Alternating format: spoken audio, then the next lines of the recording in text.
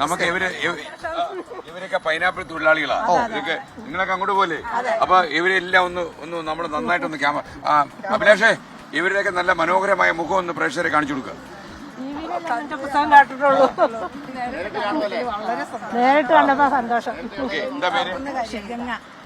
ഷീല, അജിത, ഷിജി. ഞാനിപ്പോ അവിടെ വെച്ച് കണ്ടതാ. ചേച്ചി കണ്ടായിരുന്നു? ചേച്ചി ഒന്നും മിണ്ടിയില്ലല്ലോ. ഷീബ. ഓക്കെ, അപ്പൊ ഇവരെല്ലാം വിജയകുമാർ, ഇവരോട് ഞാനൊരു പടം എടുക്കട്ടെ. അഭിലാഷ്, ഒരു ക്ലോസ് ഫോട്ടോ എടുത്തേ. നിങ്ങളെല്ലാം ചിരിച്ചോ? അപ്പൊ എനിക്ക് ചോദിക്കാനുള്ളതേ, നിങ്ങൾക്ക് നല്ല ശമ്പളം കിട്ടുന്നുണ്ടെന്ന് അറിഞ്ഞേ.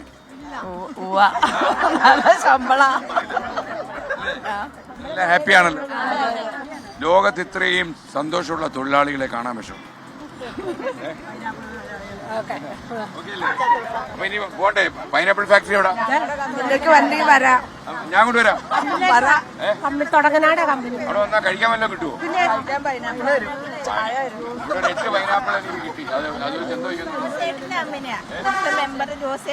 മെമ്പർ എന്ത് ചെയ്യും? ഈ മെമ്പറുടെ കമ്പനി അല്ലേ? ഈ മെമ്പർ ഇങ്ങനെ പതുങ്ങി നടക്കുന്നത്. പെരുമ്പളിക്കുന്നൽ ജോസേട്ടന്റെ കമ്പനി.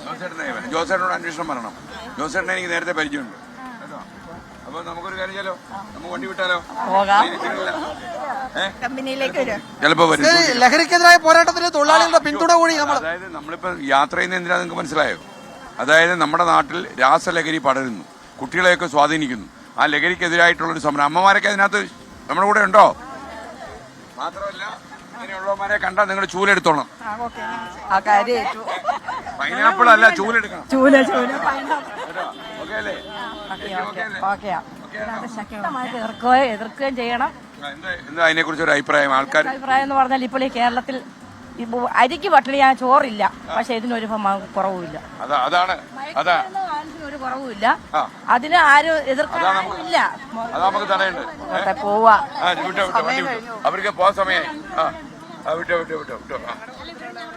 അതാ നിങ്ങളുടെ കൂട്ടത്തിലുള്ളതാണോ? എന്നിട്ട് അവരെ കാണിച്ചിട്ടില്ല നമ്മള്. വരുവ നിങ്ങൾ വന്നേ ഉള്ളല്ലേ? അപ്പൊ നമ്മൾ ലഹരിക്കെതിരായിട്ട് ഒരു പ്രചാരണ പരിപാടിയായിട്ട് ഇറങ്ങിയതാ. നിങ്ങളൊക്കെ ഒന്നിച്ച് നിൽക്കണം. അമ്മ ഓക്കെ, ആയിക്കോട്ടെ.